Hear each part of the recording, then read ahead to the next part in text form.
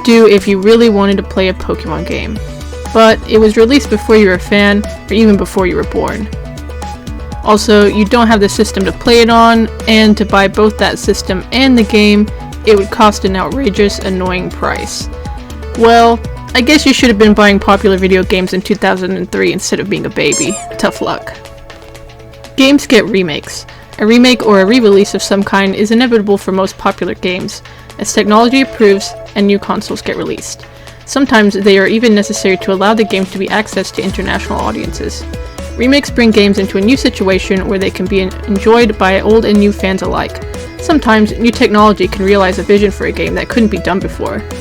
Pokemon games have historically gotten remakes quicker than some other series because of how technology advances on handhelds. Think about how different Pokemon Red and Blue are to Pokemon Fire Red and Leaf Green. They released only 2 generations apart. Even though you can play the original Pokemon games on the Game Boy Advance, it's easy to see why someone might prefer the Kanto remakes.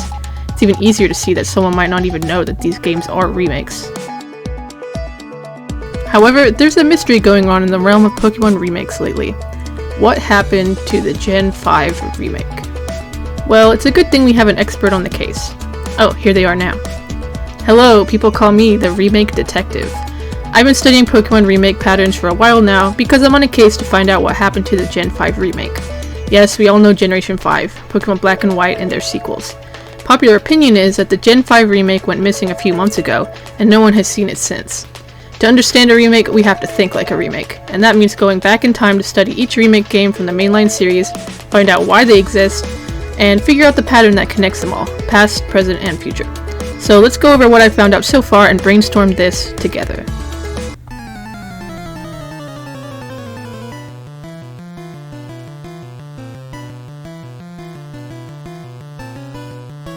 The first Pokemon remake was, obviously, of the first game. One of the Kanto remakes, but the only one that can call itself the first. It's Fire Red and Leaf Green. Fire Red and Leaf Green was created to bring Red and Blue/Green to a new audience. According to the developers of the game at the time, quote, "How did the remakes of Pokemon Fire Red and Leaf Green come about? Why go back to the past versions for the next adventure? We don't feel that this is a remake at all. We feel that this is a new game with wireless technology. The reason why they are red and green is that they were the most popular games in the Pokemon series, and we wanted to introduce the concept again for the GBA. And it's been 8 years since Red and Blue, so our target audience changes in that time, and the new audience will see Pikachu or Charizard as new characters." I think this is an interesting quote since Fire Red and Leaf Green are, by all definitions, remakes. I suppose it's possible that they didn't want to imply the original games were being replaced yet. But anyway, I do see the point in rebranding for a new generation of fans. At this time, Pokemania had pretty much died down. This was 2004. Pokemon wasn't as big as it was before, and many fans at the time had outgrown it. What a strange concept, but it's true. Any kids who played the original games as they came out were probably teens or adults now, and didn't want to be seen playing a game like that.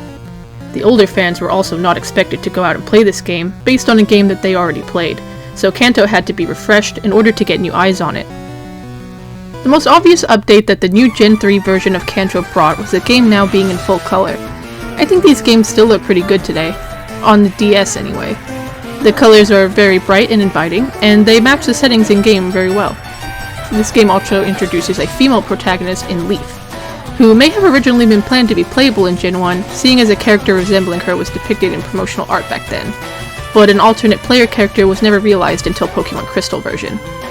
This game was also cleaned up a lot in regards to code considering how buggy the originals were. Not to say there aren't still glitches and exploits, but I'm always impressed with how smoothly Gen 3 games run. Fire Red and Leaf Green also added a new location in the Sevi Islands. I personally love when remakes add new locations, so even if the Sevi Islands are a little empty, it's a welcome addition in my mind.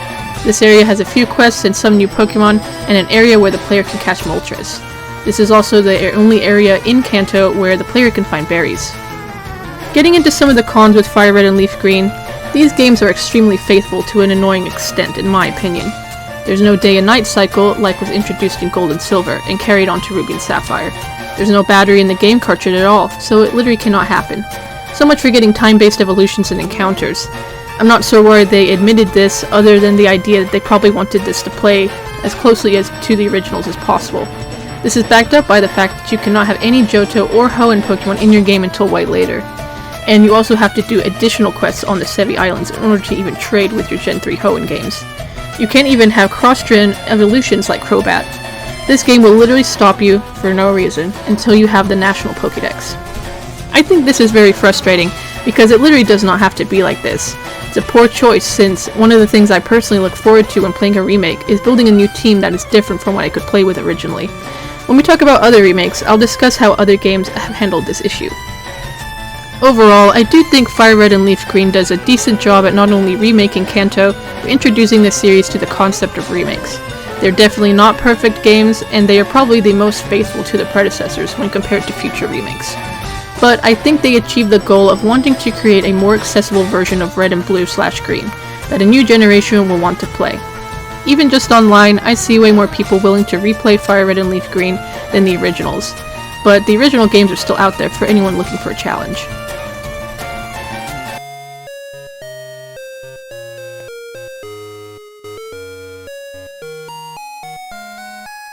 Heart Gold and Soul Silver has become a divisive subject as of late. The remake of Gold and Silver has a lot of die-hard fans, and it's easy to see why.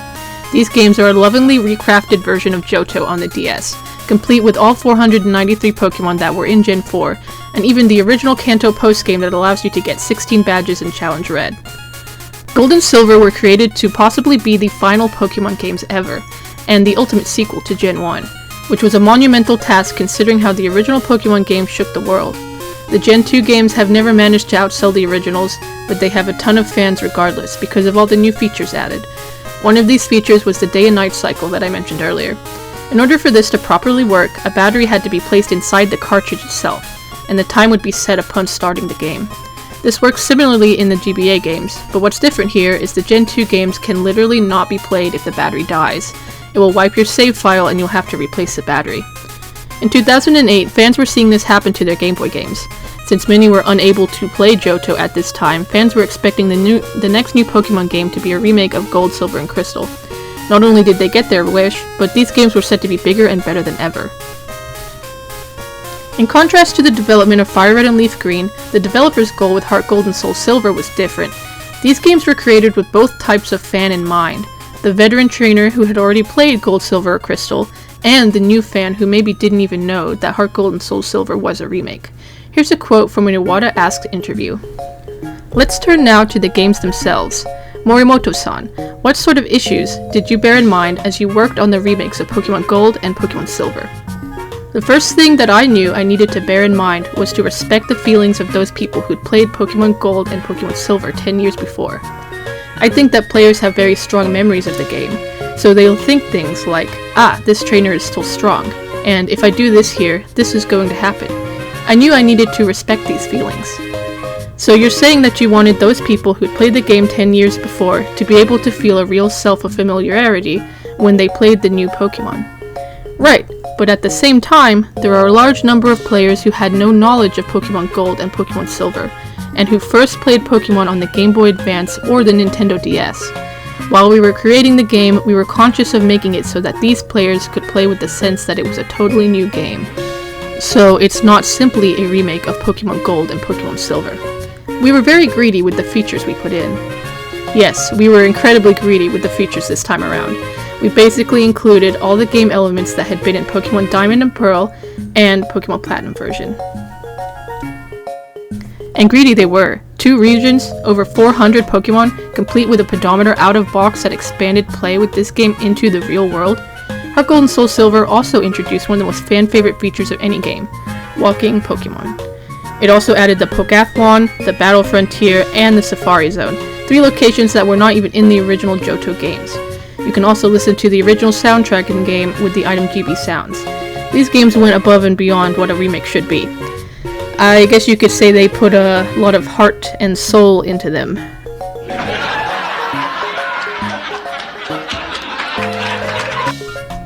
It is easy to see why Heart Gold and Soul Silver is so popular. It is often revered as the best Pokemon remake of all time. However, it isn't without its own issues. The most egregious issue with Heart Gold and Soul Silver is how it failed to fix problems the original games have. The Gen 2 remakes did not address Johto's problems with level scaling. At certain points within the game, the wild Pokemon you face are 10 or even 20 levels under your own party and that of the trainers you battle. Good luck if you want to catch a new team member, because it's going to be under-leveled for a while. It is also still difficult to find some Johto Pokemon like Misdreavus. Why is Misdreavus in the Safari Zone? It's from Johto. Heart Gold and Soul Silver also doesn't include many Gen 3 and 4 Pokemon within the game. They can only be obtained through trade from Diamond, Pearl, or Platinum. This may not be a deal breaker for some, but many new Gen evolutions introduced in Gen 4 for Pokemon you can find in Johto, like Togekiss or Glaceon or Gliscor, are extremely difficult or even impossible to obtain in your base game. Many Johto Pokemon are extremely weak and need these new evolutions to be viable. Heart Gold and Soul Silver are amazing Pokemon games though. I do have a lot of nostalgia for them, but I can also see them for their flaws. I think at the end of the day, they succeed as remakes and as standalone parrot games that you can play without knowledge of Gold, Silver, and Crystal. I have a friend who's a big Heart Gold and Soul Silver fan, and one day they told me they wish that Johto would get a remake next. In my head I was like, well, it has one. Heart Gold and Soul Silver is that remake. But I think that just shows how powerful Heart Gold and Soul Silver are as games, to the point where they kind of overshadow the originals in this way. Not in a bad way, but more like, hey, you succeeded. That does bring me into a topic we'll be discussing more of later in this video. Remakes of remake games. 10 years have passed between the release of Gold, Silver, and Crystal and Heart Gold and Soul Silver. And of this video, it's the year 2024, which means it has now been 16 years since we saw the release of Heart Gold and Soul Silver, or even any playable Johto areas at all. Fans have been expecting the announcement of either Let's Go Johto or Pokemon Legends Celebi, or whatever, for a while now, and I totally get why. Heart Gold and Soul Silver is a great game, and it's definitely still playable if you own it. But the price these days if you don't? Yikes. But also, being able to play your favorite game on a new console is a great feeling, especially when there's new lore or new content included. So maybe someday we'll see Johto in a main series Pokemon game once again. It clearly has its fans.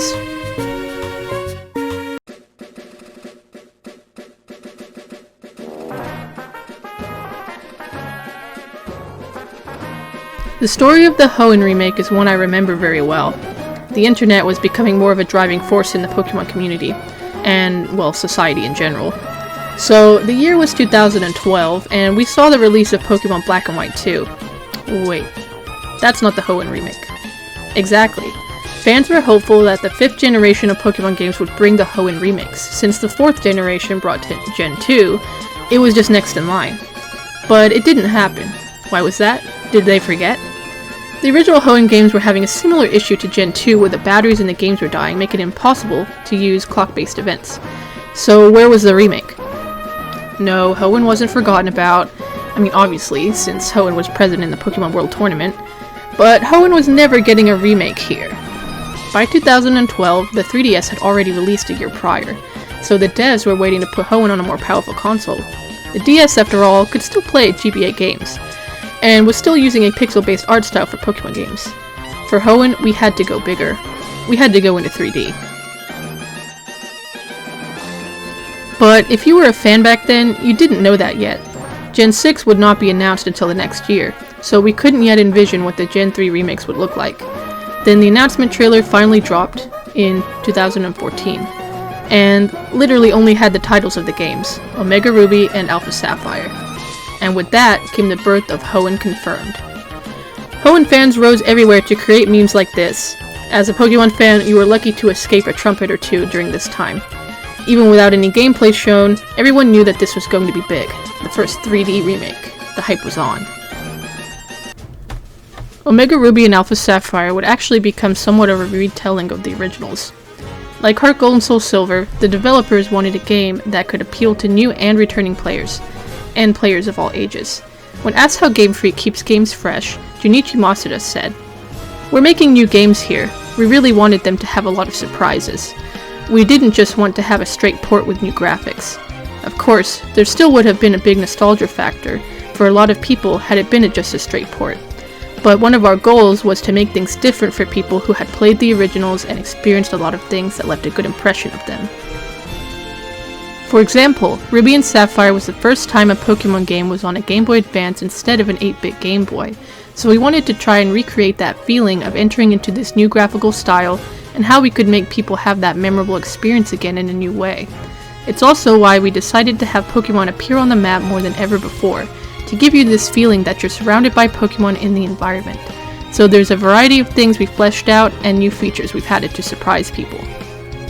After reading this interview, it is clear to me that ORAS being on the 3DS is integral to its identity. The 3D graphics, the camera control, the environments, Pokemon being in the overworld, bringing the region to life in ways never before possible was a huge goal for this game. An updated story was thought to be necessary by the developers to make the game more interesting to people who had already played it. However, some of those fans were upset with ORAS for straying too far from the originals. The most prominent changes being the addition of the fairy type, Mega Evolutions being part of the story, expanding lore from X and Y that would continue into Sun and Moon, and the change from some locations like Mauville City and the new Sea Mauville areas. To this, I think of the age-old saying, you can't please everyone. In my opinion, these new changes to the Hoenn region really help flesh it out and update it for the modern age. Having Pokemon from generations 4 through 6 available in the game natively was amazing. Thank you for doing what other remakes couldn't. Not to mention it was easier than ever before to visit other players' secret bases because of Street Pass, trade Pokemon and battle online thanks to the internet and PSS system, and shiny hunt with new ways of finding shinies with the Dex Nav, chain fishing, and the shiny charm. Though I will also discuss the elephant in the room, the battle frontier, or lack thereof. I feel like Generation 6 was really disadvantaged by releasing during the era that it did. Game patching and DLC were just barely becoming the norm on the 3DS around that time, not like nowadays where they're practically expected with every game that releases on the Switch. The Battle Frontier would have been added in DLC, free or otherwise. I think it would have put this game over the edge and changed many fans' perception, and people today might remember it more fondly. The choice to not include this area was apparently made because the developers thought that very few fans would actually be interested in such a thing. Maybe that is true. How many people do you think would have noticed the Battle Frontier at all otherwise? But regardless, I personally think it would have been a great addition. ORAS did lack a few changes that were made in Emerald version, even though it did have the Delta episode in the post-game. Emerald had more of a focus on double battles that ORAS did not carry over. It also reverted certain gym battles back to their Ruby and Sapphire team, such as the battle with Tate and Liza, only having 2 Pokemon. Overall, fans also believe that ORAS made the games easier. One reason might be because these games also brought over the full Team EXP share from X and Y. Though the EXP share was optional at this time, it's a common misconception that you're forced to use it. Oh, also the addition of insanely broken Mega Evolutions like Mega Blaziken and Latios or Latias, which you get basically for free, doesn't really help ORAS' case here. Though I do appreciate that more NPC trainers use Mega Evolutions in ORAS than X and Y. That was a nice addition for more of the boss trainers, though they could have gone further with the idea. Also, ORAS did not include trainer customization that was added in X and Y, to the dismay of some fans. Personally, I didn't see issue with this, since if I'm playing an already established character like May or Brendan, then I want to continue to play as them similar to how they were. The new spruced up outfits for them are great, and I like how they got new outfits for contests. Oh, also contests were changed a little as well. Pokeblocks got buffed a lot and became easier to make, though now you can't make them with other players for some reason. Anyway, that's the Hoenn remake. A beautiful and strange game that came due to fan demand, and in my opinion was well worth the wait.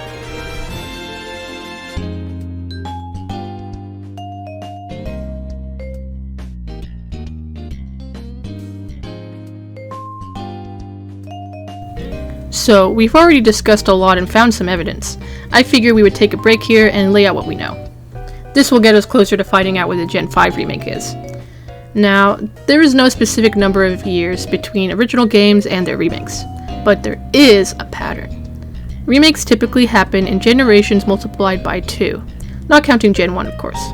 But see, Gen 2 to 4, 3 to 6, and 4 to 8. This means the Gen 5 remake is likely in Generation 10, which hasn't happened yet. If we think about our timeline, if 2025 gives us Pokemon Legends ZA, 2026 will likely be the start of Generation 10. This will be a big year for Pokemon too, since it'll be the 30th anniversary. 2027 will probably be a DLC year if we follow the patterns established with Sword and Shield and Scarlet and Violet. Then in 2028, 18 years after the release of Pokemon Black and White in Japan, will be where the Gen 5 remake is hiding. Probably. Maybe. I think this all depends on when the Switch successor comes out as well. I believe this pattern makes the most sense since Gen 8 just gave us a remake, and a new game tied to a different region. So why would they do it again in Gen 9? I can hear what you're saying though. What about Let's Go Pikachu and Eevee? That game happened in Gen 7, so not only does it not follow this pattern, but it exists between two other remakes. Well, some rules have exceptions, and that game's a pretty big one, so let's get into it and see what we can uncover.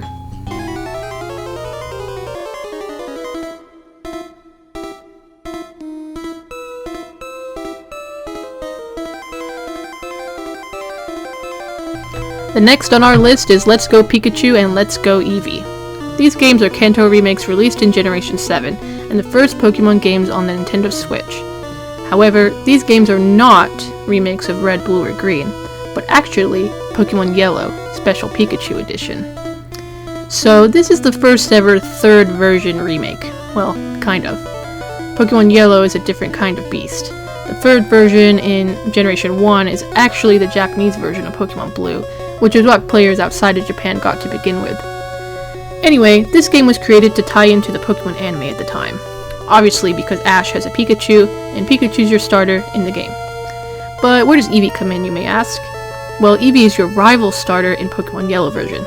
Let's Go splits this concept in two, letting you choose either Mon, but it can't evolve, that's against the rules. Also, it's a super special, ultra powerful version of itself. I'll get into that part later. Let's discuss what led into this game's creation. Well, actually, fans weren't really expecting this one. The announcement of Let's Go came out of left field in 2018. The Pokemon community had been speculating about Pokemon on the Switch for a while, with some expecting the game that would become Pokemon Ultra Sun and Ultra Moon to be a dual console release on both 3DS and Switch. But we got Pokemon Let's Go Pikachu and Eevee as our first ever Pokemon main series Switch game, and the first main series game on a home console. Neat. What's special about Let's Go is that these games are actually somewhat of a tie-in to the mobile app Pokemon Go. The developers have stated that this one was done to increase the appeal of the Pokemon video game series to a broad audience. Quote, "Our approach to the development of these games was to appeal to a broad audience. One of the big reasons that there's a lot of younger players who maybe didn't have their own smartphones and couldn't join in on the Pokemon Go boom. Because of this, Pokemon Let's Go Pikachu and Pokemon Let's Go Eevee might be their first time playing a Pokemon video game. So I wanted to use Pokemon Yellow, Special Pikachu Edition, as a base to introduce the original 151 Pokemon to them, to have them experience catching and training Pokemon, which are core gameplay elements of the Pokemon series. Now, there are a lot of features that were added in later Pokemon games, such as eggs, abilities, and held items, that didn't exist at the time of Pokemon Yellow Special Pikachu Edition. However, we want kids today to experience something similar to what kids enjoyed 20 years ago. Of course, there are aspects, such as link battling and trading, where we updated the feel to be something more appropriate to modern tastes.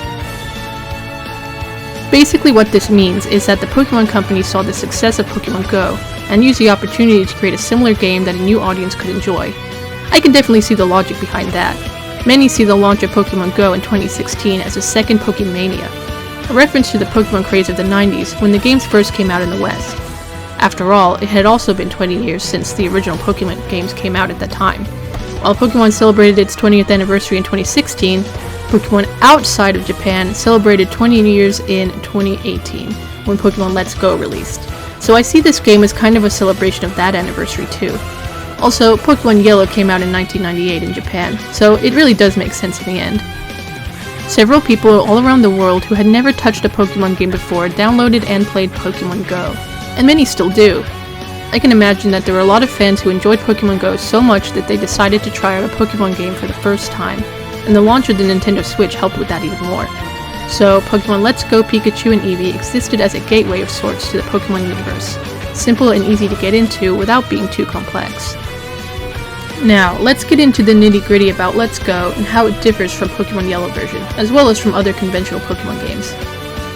So, since it is targeted toward new players, like mentioned before, many mainstays of Pokemon games have been removed, so the battle system is very watered down. There's also no Pokemon breeding. These are characteristics that Pokemon Let's Go shares with Pokemon Yellow, but the similarities basically stop there. The focal point of Let's Go is the motion catching gimmick. Copies of the game could be bundled with the Pokeball Plus, A controller shaped like a Pokeball that could be used like a Pokeball. Well, don't actually throw it into your TV, please. Any Joy-Con could work as well. Just do a throwing motion following the game's commands. However, this was also the only way you could play the game. You either had to use a single Joy-Con or a Pokeball Plus, or use handheld mode. You could not use 2 Joy-Cons or a Pro Controller or a controller that did not have gyro. It is a very strange kind of setup because it requires that motion control. There are also no wild Pokemon battles, since catching wild Pokemon awards experience and candies, and you're encouraged to catch as many as possible, even encountering different sizes as you go. The more you encounter and catch, the more your catch combo grows, and the more likely it is to get a shiny Pokemon, which are visible in the overworld for the first time ever. Shiny hunting is actually a huge pro in Let's Go's corner. It's easier than ever to find shinies, and you can even walk with your shiny Pokemon. Speaking of easier though, many people view Let's Go as baby's first Pokemon game.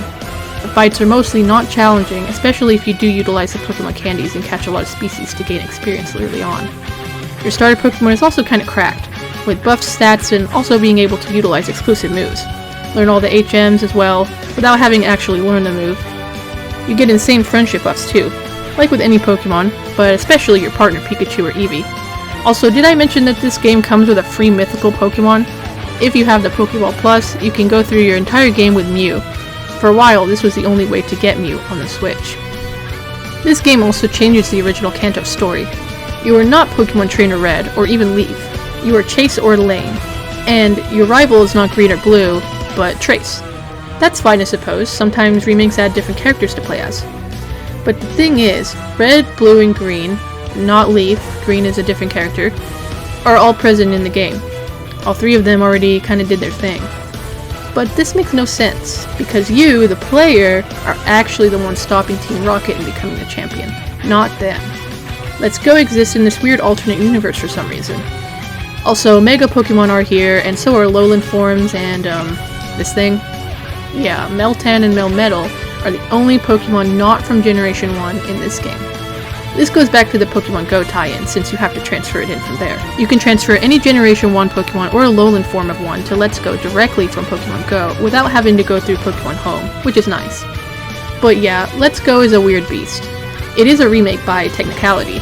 I really wouldn't blame you if you just considered it its own game. Where does Let's Go even fit in?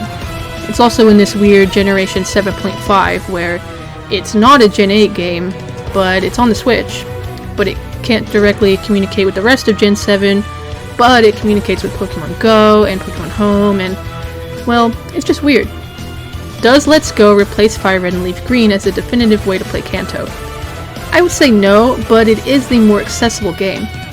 I believe that is why it was created, to give people an easier way to play Kanto. You're all going to be shocked, but Let's Go was the first way I experienced a Kanto game. I managed it was the first for many people. It's relatively easy to get through, and more importantly, it's on the Switch. If you became a Pokemon fan after Gen 3 like I did, then you probably did not have the opportunity to play a Kanto game, not counting the Kanto portion of Heart Gold and Soul Silver. That's definitely weird, considering Gen 6 and 7 left everyone with severe Kanto fatigue. When asked how Fire Red and Leaf Green and Let's Go Pikachu and Eevee are different, Masuda said, "The base concept behind Pokemon Fire Red and Pokemon Leaf Green was very different from what we were going for with Pokemon Let's Go Pikachu and Pokemon Let's Go Eevee. Back then, the primary focus was to create games that could connect with Pokemon Ruby and Pokemon Sapphire, which were the other titles available on the Game Boy Advance. This time around, we're defining what the modern living room Pokemon RPG experience might be when you play on a home console on a big screen TV. We're starting from very different places, and as a result, I think you'll see the directions quite different. So I think Pokemon Let's Go Pikachu and Eevee live kind of in their own world. You love them for the ease of shiny hunting and the fun ways walking with your Pokemon, or you hate them for the simple, watered down aesthetic, Pokédex, and gameplay. Or simultaneously both.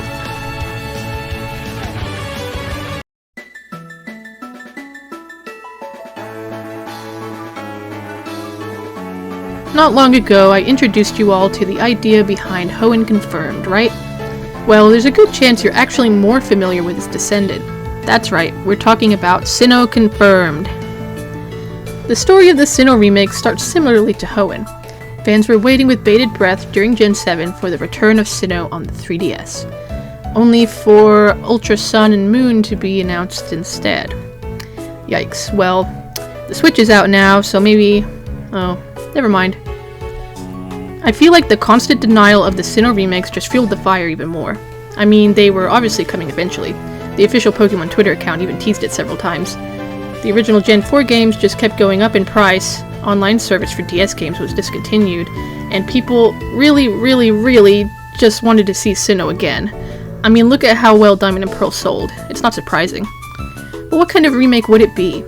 Would it be like Let's Go? Would it be more like ORAS and integrate Gen 8 mechanics and graphics into Sinnoh? Or would it be something completely different? First came Sinnoh Remakes, then came Sinnoh Premakes. And Brilliant Diamond and Shining Pearl and Pokemon Legends Arceus were both announced simultaneously on February 26, 2021. This was a first for many things. A first for Pokemon Legends, which would later become a mini-series of games. A first for an outside company, Ilka, to be brought in to work on a mainline Pokemon game. A first for a Pokemon game being fully set in the past of a region we already knew, etc. But let's talk about BDSP. This game's reception when it first came out, contested to say the least.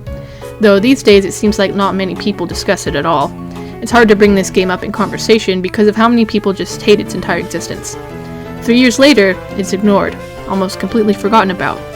But why? Didn't everybody want a Sinnoh remake? But I don't like pistachio! Then why did you ask for it?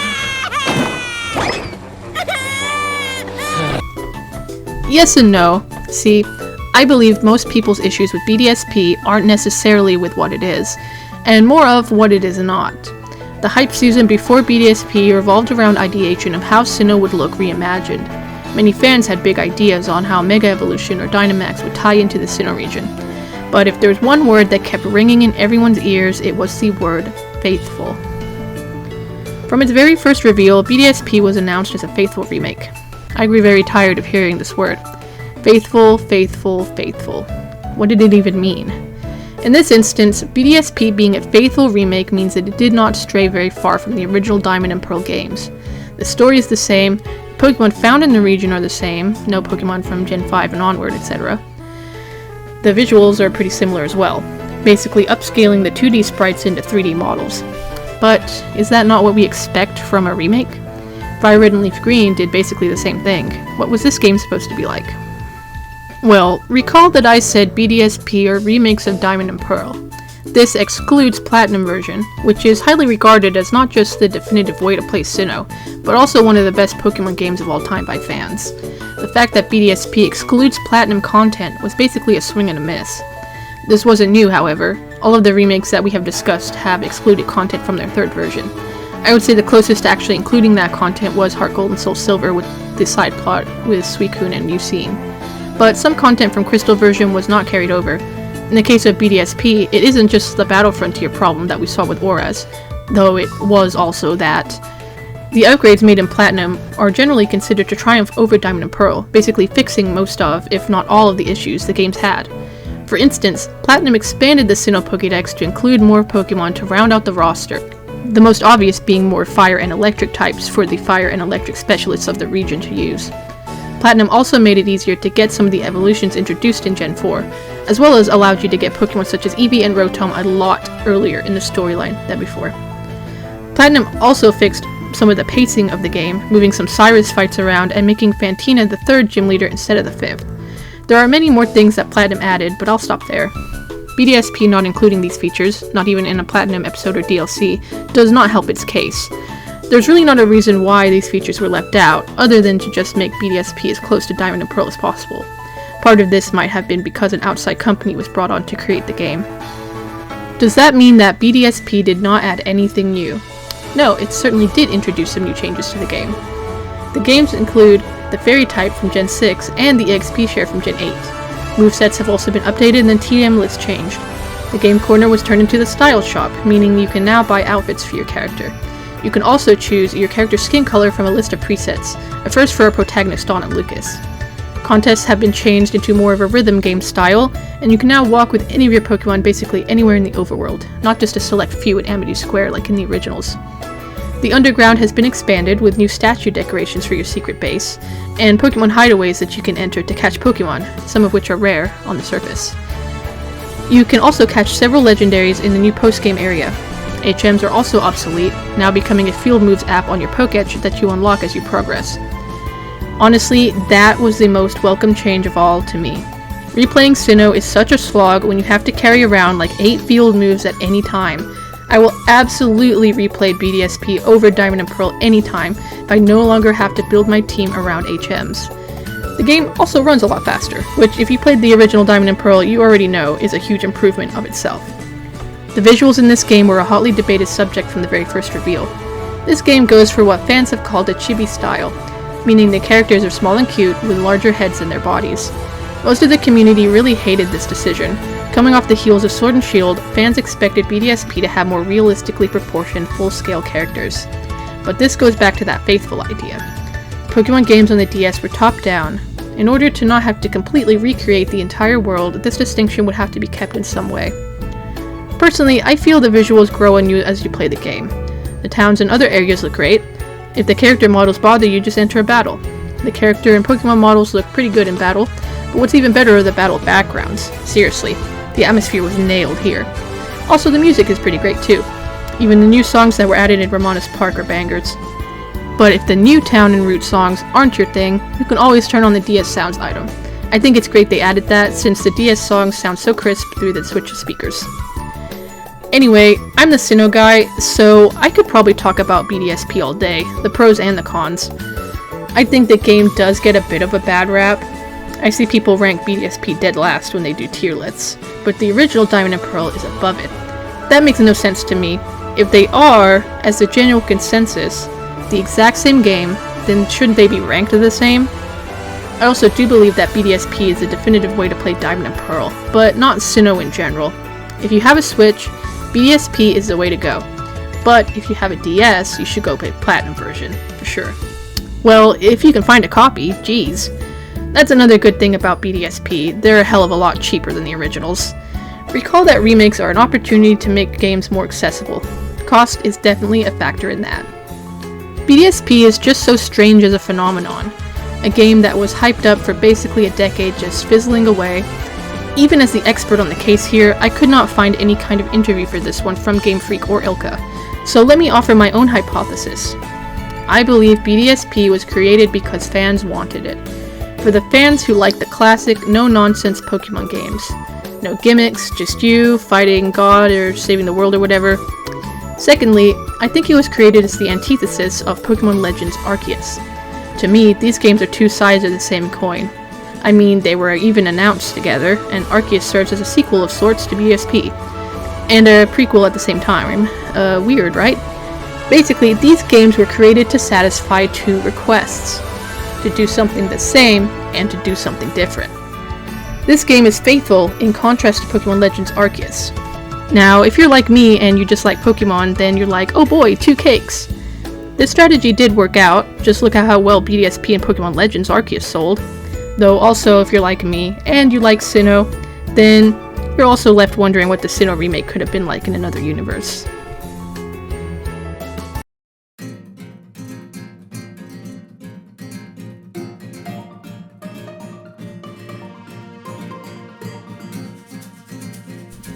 At the beginning of this video, I said I'd only be covering main series remakes. That is still true. Pokemon Legends Arceus is not a remake game, but I do want to touch on a few things in this intermission. So let me ask this question. Why does Pokemon Legends Arceus exist?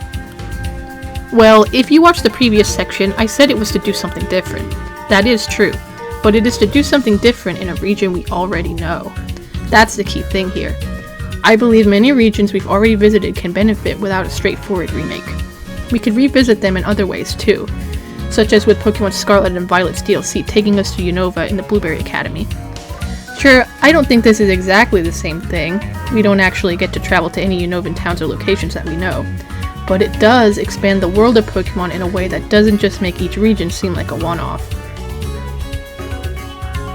At the time I'm writing this, Pokemon Legends EA has been announced, but we do not know much more beyond that it is a game that takes place in the Kalos region.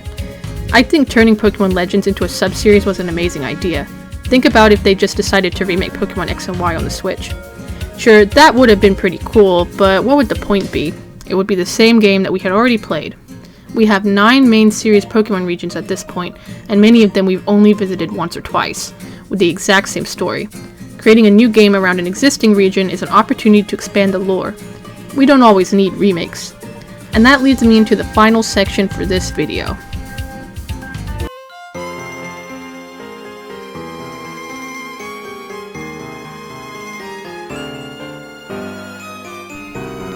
Does Pokemon Black and White need a remake? I wanted to create this video because I noticed the announcement of Pokemon Legends ZA confused a lot of people.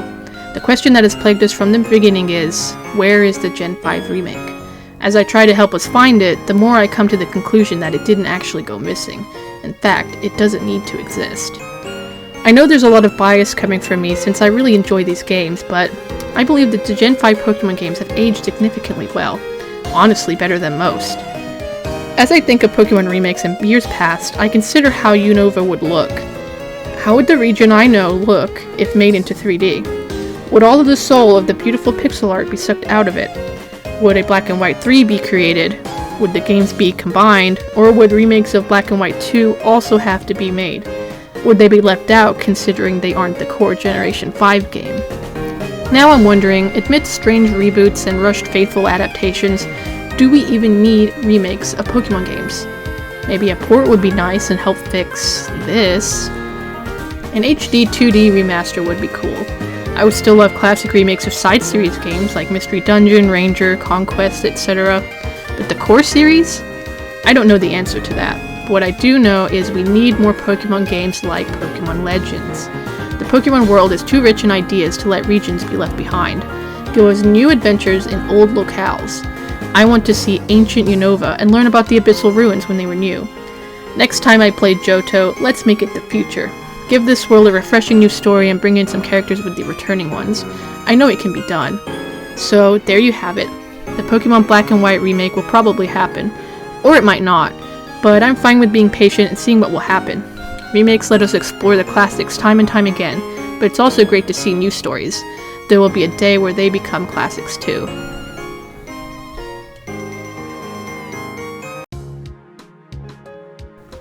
Thanks for watching to the end. This video is a bigger project than mine usually are. The script is actually almost twice as long as my last one, but it's something I wanted to touch on for a while. As you can probably tell, I have a lot of fondness and nostalgia for Pokemon titles, so it's important to me that they get their flowers when deserved. I know some people watching probably won't agree with me and my opinions on these, but that's perfectly okay. The most important thing to me is that we're all enjoying what we like. Let me know in the comments what your favorite remake game is and what memories you have with it and the originals. Or let's talk about your hopes for future titles. I have some other videos on the way soon, so I hope to see you in the next one as well.